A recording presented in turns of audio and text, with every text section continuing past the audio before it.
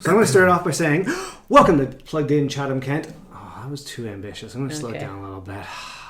Welcome to Plugged In Chatham-Kent, your business podcast for Chatham-Kent. I'm Andrew. I work in economic development and communications. I'm going to go around the table. To the right of me, we have...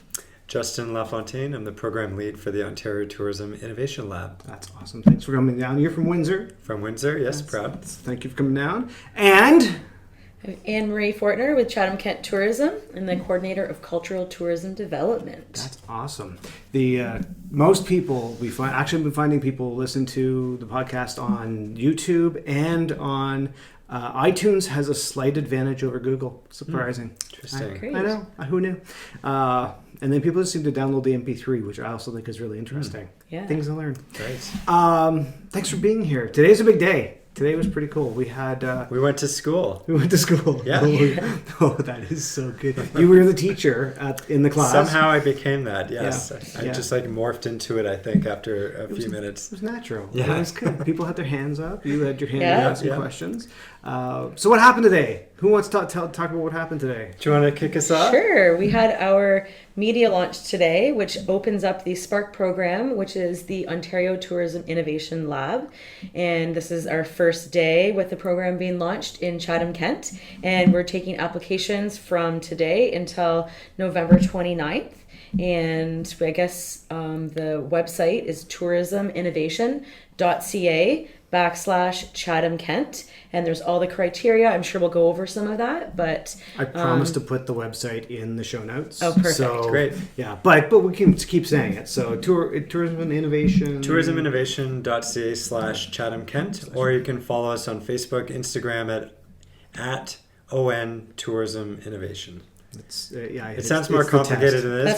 That's why we call it the Spark program. The Spark program. The Spark program. Chatham-Kent. Because it sparks new ideas and plants seeds with amazing different, like you were saying earlier today, at the different tourism innovation ideas. And just to rewind what we did today, we hosted the media launch at Buxton National Historic Site and Museum, and it was which was the old schoolhouse, was built in 1861. Yeah.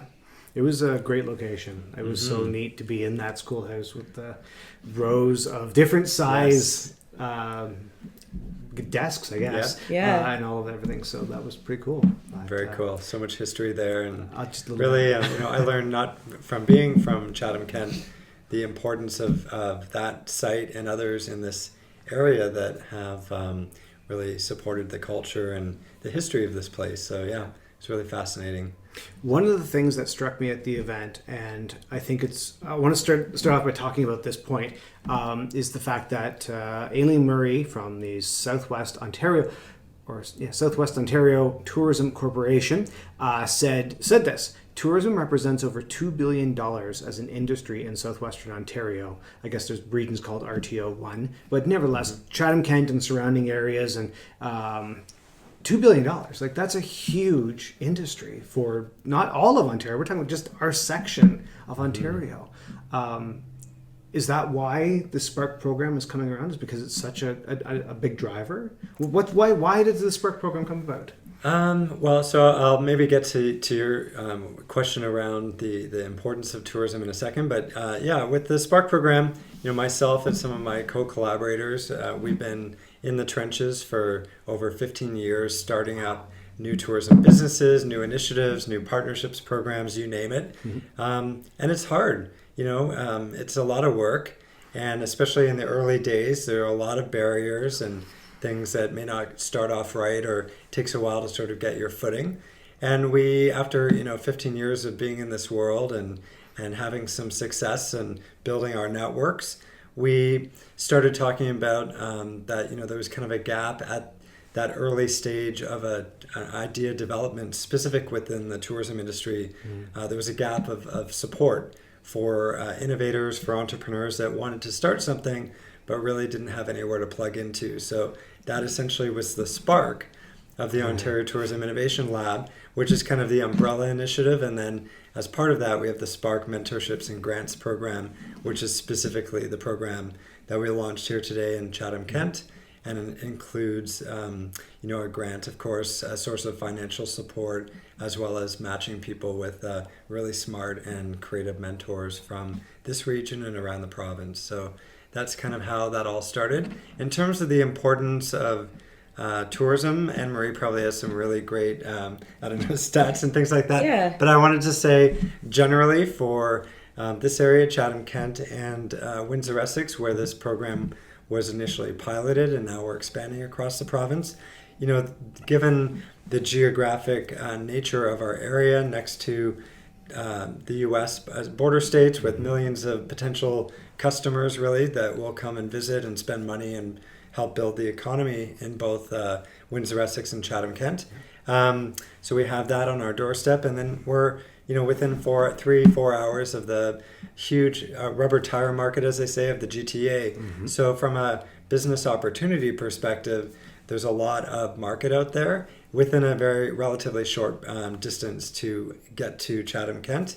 And this market is looking for unique opportunities for visiting, experiences, things like that, and places that are different that may provide, that new authentic experience that they may not be able to get at home. So I think that's why it's great to be launching this here today in Chatham-Kent, mm-hmm. to highlight and support all of the great tourism attributes, but also try to spark those really interesting and new ideas that could enhance, all the things that you guys already have here in the region. Yeah, because there's a lot going on around here.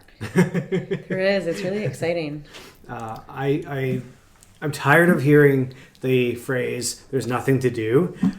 I cannot believe how much there is to do, and like following at Living CK, we're going to give a little plug and visit CK.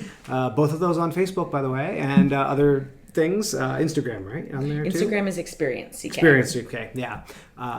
You post a lot of content. Like there's a lot going on. Yeah, and it's and we still have to be very we try to post with our tourism tiers, which was like part of the tourism development marketing plan, which was established in 2015. But that aside, like there's some of the big things that people already know, like the angling, the ice, like in Erio and Mitchell's Bay, the ice fishing alone. Like I went there this winter quite a few weekends and was just always astonished about literally like hundreds of people snowmobiled out there and ice fishing and then from just every single season, right? And then all the festivals we had every weekend in the summer, it was like, which out of these 4 events do I want to go to? Because, and sending our tourism students to different areas and all the classic cars shows that are around. There's quite a few, all of like the museums and the art galleries, like with the Thames Art Gallery and Art Space, and there's just and then also not just within Chatham-Kent, right? Like we cover so many grounds with, with Dresden, Wallaceburg Museum, with Uncle Tom's Cabin, the Ridgetown Museum. It's pretty amazing. There's lots to do. And I think that's one major misconception about the tourism industry too, is that a lot of people some businesses don't know that they're actually a tourism business, right? Because tourism is the second fastest growing industry in the world and employs 319 million people. And it grew 5.8% in Ontario in 2018.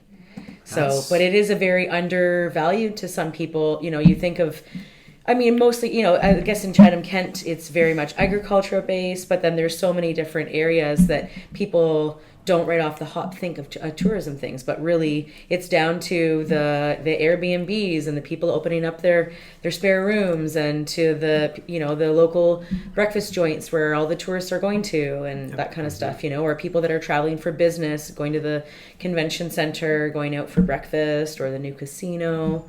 I could just go store on. in Rio where you stop in to buy a swimsuit because you forgot yours and you're going to the beach.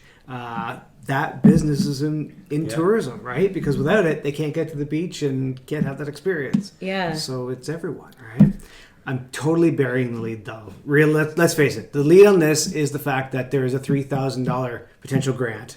Mm-hmm. Yes. That's what this program is about, but is kind of the thing that everybody's going to be talking about. So let's talk about the $3,000 grant, if that's okay. Yeah. Sure. So what would I have to do? Okay, I can't apply because I work here. But if I didn't work here, how would I apply? What would be the way in? So we've already said tourisminnovation.ca/Chatham-Kent is your go-to website for all the details and the application guide, the criteria, other definitions. In terms of the application, it's relatively streamlined. It's no more than 1,000 words answering 8 simple questions. Who are you? What's your new idea? Why is it unique? What partners do you want to work with? Where are you at with the idea? And a couple of others. And 1,000 words is no more than a double-sided piece of paper. So we're really trying to lower the barrier for people with the idea to come forward. The anticipation or the expectation is that it's not something that is fully developed. So we're not expecting 20 pages with attachments and all of that. It's really the kernel, that spark of an idea that we want people to put down on a piece of paper and apply with it. And then they send it in. We also require a 1-minute unedited, unproduced video. So that helps our review process, our review jurors, just to get a little bit more of a sense of who the applicant is and what their idea is about, kind of taking words off a piece of paper and onto a video. And then just looking at, what ideas could be new for their business or for the region, what partnerships are out there. We always encourage people, if you're thinking about a new idea, consider partnerships as a piece of that. And I find just through my personal experience, the best ideas have come about because two kind of unlike partners came together and created something really cool. You had a great story about a brewery. Was it a brewery? Yes, yeah. Yeah. Can you share the story about the brewery? So, I thought it was so good. Well, thank you. So we launched, so this whole program started with a pilot in Windsor, Essex last year. And as I mentioned, we're expanding it now, so to Chatham-Kent and 4 or 5 other regions across the province this year. So we're really proud of that. So in our first round, our first cohort of winners, one of them was a craft brewery in Essex County, and their idea was to partner with Parks Canada, who runs Fort Malden, and they were starting a heritage grains program to grow grains that were grown when the fort was founded 300 years ago.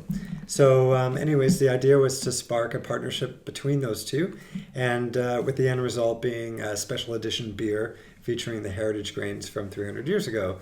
Since then, it's expanded, and they're working on programming, cross-marketing, things like that. So it's been a real successful idea that's now evolved into a kind of multifaceted experience, as well as a program for both of those partners, the craft brewery and Parks Canada. That's a really good example of two very unlikely, or what could be perceived as unlikely, because obviously it worked. There's another one we were talking about over lunch that I like to say. I often have talked to different attractions or sites or whatever that are looking to kind of refresh themselves or maybe have a new event to enhance their roster of programming. So in the States, there was a zoo that basically partnered with a fairly large cycling organization.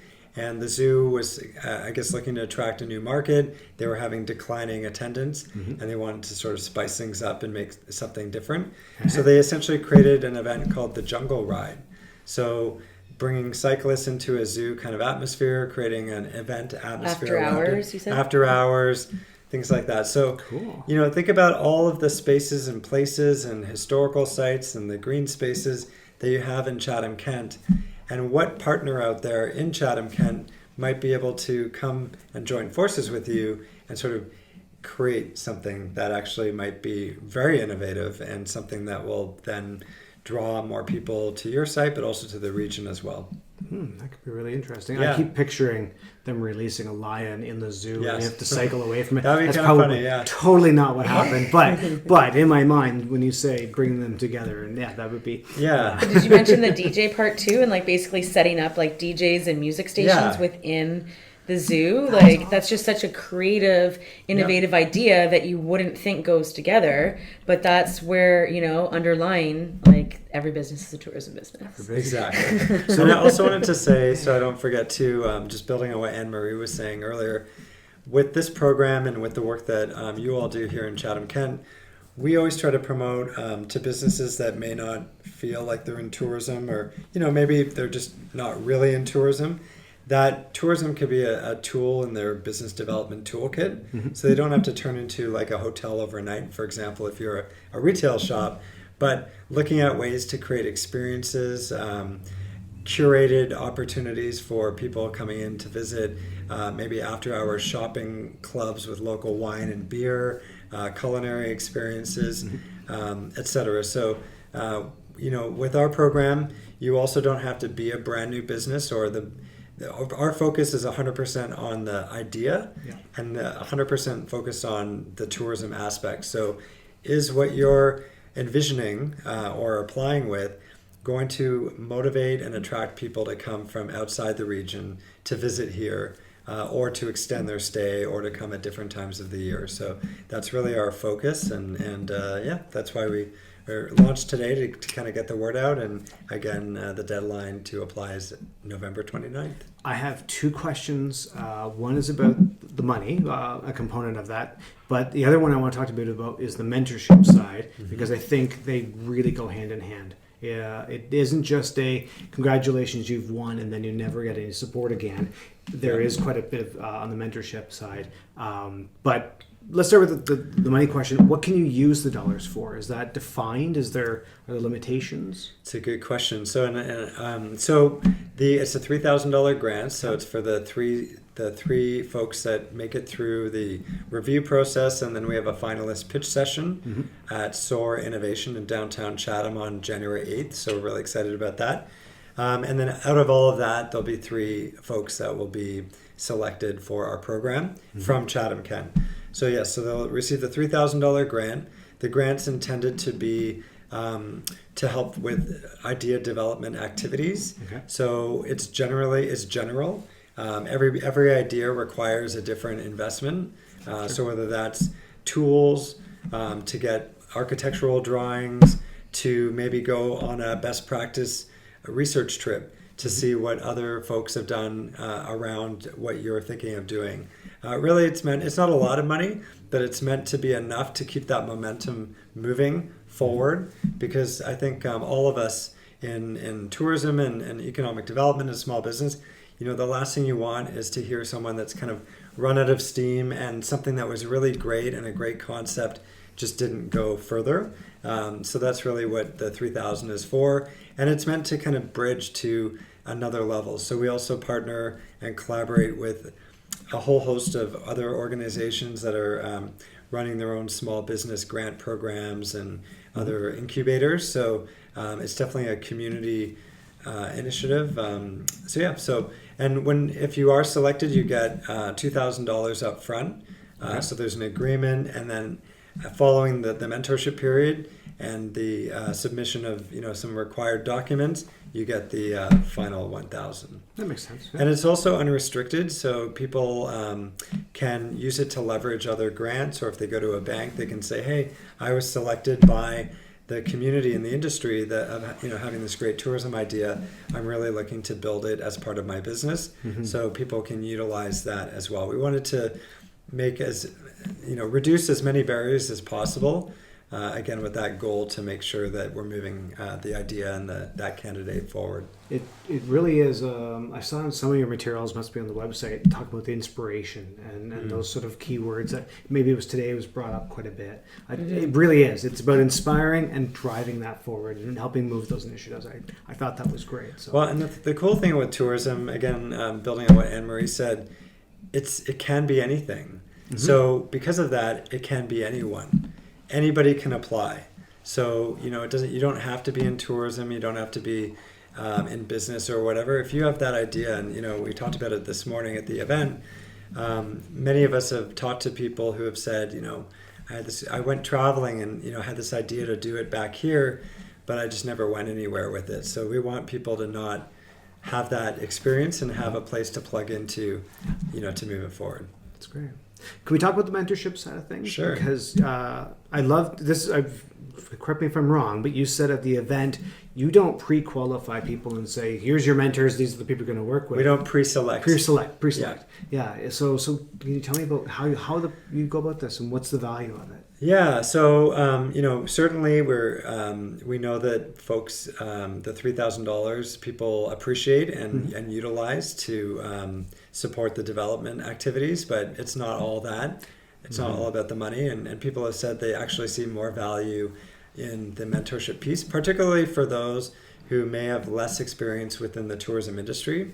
So having someone that can help guide them through is really valuable. We want to make sure that we're being the most supportive and that we're utilizing the resources and people's times as best we can. So once we have the 3 that are selected here in Chatham-Kent, we'll sit down with each of them and basically ask them where they're at with their idea, and depending on where they are or their background, what areas of support they need the most. So that could be anything from, building a network within the tourism industry, that's so valuable. It could be with technology. Maybe they have something they need a platform to sell on.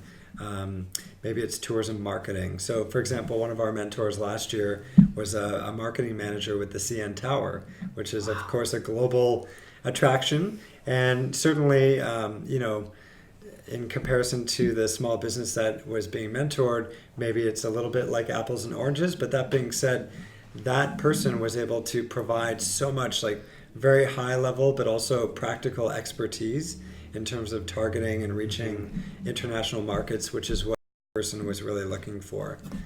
So we have our own growing network, where our initiative is really only 2 years old. So, the Tourism Innovation Lab is an idea in itself that's growing as we're expanding across the province. But so we have our own network here in the region, but also across the province, and then we work with our partners as well, and with the goal to try to match someone that's going to provide lots of support. And from our own tourism department, you provide quite a bit of mentoring and even just those connections, right? And like a lot of what we'll do too is like Shannon. Pava does a lot of industry equipping. So if it's a business that's just opened up or bought an existing business and has taken it over, we'll sit down with them and go, okay, like if you're on these channels and if you do these things and go to these events, and we can, sort of set them up for success as much as we can, or connect them to other people that are doing maybe the same sort of business idea. And just a little bit from my background, having my own business for 11 years, like it was most invaluable having mentors along the way of people that have already been in the trenches, been there, done that. And hey, why don't you try this? Or, or even utilizing one of our main sponsors, Ontario Southwest, the Southwestern Ontario Tourism Corporation. There's so many partnerships involved and different things that, or going to different trade shows, where sometimes if you're a really small business and you can't afford $1,000 booth, sometimes they're set up there and you can come promote the region, and then you're getting to promote yourself and your business, but then also being at the table in that way. So there's a lot of, but without mentorship and without knowing people that are kind of in the know, you don't know those things, right? So it's but for myself, I used to, and even now, just with a different hat on, I find it very invaluable having mentors that can guide you along the way and say, I've tried this before and that didn't work, and simple, like let's all learn from each other's mistakes. And I find that, tourism, a lot of when I had my tourism business on Peely Island, like a lot of what I was doing wasn't new at all. It was like, we don't have to recreate the wheel.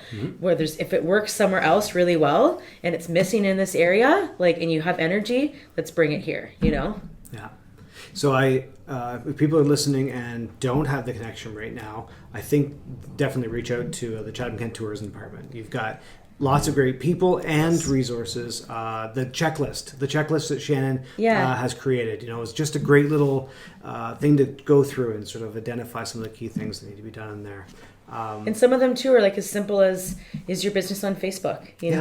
People are looking up there. You might not have the money and the resources to have a full-fledged website, but you can easily create a Facebook page for your business so that people, when they search you, I think even just like the laser tag company that's opening up tomorrow. It's opening tomorrow. Shout, plug in for them. But I was looking them up and I couldn't find their exact website yet, but of course the Facebook link came up first. It's like perfect, they're on there. You're on people's radars. I think they say like over 80 to 90% of people, it might even be over 95% of people before they travel, they're looking online on their phones for something. So if you're not reachable through Facebook, or you don't have to be on all the social media channels, but if you're not reachable online, then some say people, does your business even exist? I think there was a workshop at one of the SWATC, Southwestern Ontario Tourism Corporation conferences within the last couple of years that said, like, if you're not on Facebook, are you even a business? Yeah. But it's so true, right? In different industries, like